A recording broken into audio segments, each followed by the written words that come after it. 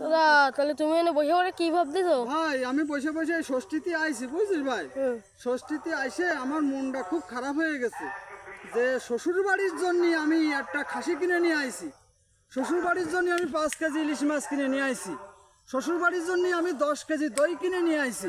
এই কথা ভাব দিছি আর মনে মনে করতেছি, হ্যাঁ রে আমার মারে তো কোনোদিন এই একটা খাসি নিয়ে খায়নি, হ্যাঁ রে আমার মারে কোনোদিন তো একটা ইলিশ মাছ নিয়ে খায়নি, হ্যাঁ রে আমার মারে তো 10 কেজি দই নিয়ে একসাথে খায়নি।